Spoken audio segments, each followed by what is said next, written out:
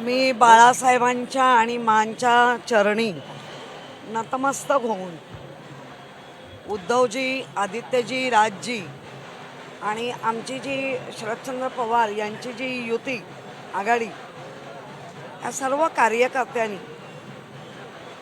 जे काही काम केलं हा माझा विजय नाही, हा तिथल्या असलेल्या प्रत्येक कार्यकर्त्याचा आणि जनतेचा. पण खंबीरपणे माझ्यासोबत उभे असलेले आमचे खासदार अरविंद चव्हाण, आमचे सचिन भाऊ अहिर, सुनील शिंदे आणि त्यावरी विधानसभेचे आमदार, जे आमच्या पक्षाचे प्रमुख नेते हे आदित्यजी, या सगळ्यांच्या कामगिरीवर किंवा या सगळ्यांच्या सहकार्याने माझा शाखाप्रमुख गोपाळ खाडे, लालीभाऊ अहिर, या सगळे राम साळगावकर वगैरे, म्हणजे किती नावं घेऊ मी तेवढी कमी आहे. या सगळ्यांनी मला सहकार्य केलं आणि अनेक म्हणजे ज्याला पैसा पसरला, षडयंत्र केली गेली, माझ्या विरोधात काय काय केलं गेलं, कोर्टाचे निकाल असूनही म्हटलं गेलं पण मी त्याकडे दुर्लक्ष करत राहिली.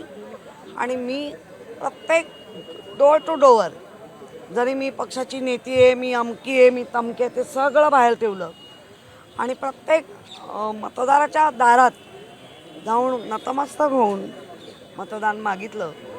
आणि माझ्या मतदारांनी पूर्ण सहकार्य केलं. आणि आपण म्हणतो ना की वाडवडिलांचे पुण्य आणि देवदेवतांचे आशीर्वाद हे सगळे कामी आले. ताई, आप पे बहुत सारे आरोप हुए, बॉडी बैग्स घोटाला हो या फिर कई सारे बीएमसी की ऐसी चीज़ों के बारे में बताया गया. जब आप मेयर थी तब घोटाले हुए, उसके बाद अब आपकी विक्ट्री. आप जो निर्णय कोर्ट ने दिया वो आप क्यों नहीं देखते? आरोप करना सबका उनका धंधा ही है. जब भी कोर्ट ने 90 दिन के टाइम दिए तो क्यों नहीं गए कोर्ट में? और जो महानगर पालिका के इंजीनियर लोग जीत गए, मैं काम किया था क्या? तो ये घोटाले वेटाले का मैं मानती नहीं हो. मैं बाला साहब की सैनिक हो. मैंने जान दाव पे लगा के कोविड में काम किया. किशोरी पेडणेकर यांचा विजय झालेला आहे आणि हा विजय श्री खेचून आणल्यानंतर किशोरी पेडणेकर यांनी आपल्या नेत्यांना, सहकाऱ्यांना हा विजय जो आहे त्या संदर्भात शिलेदार ठरवलेला आहे.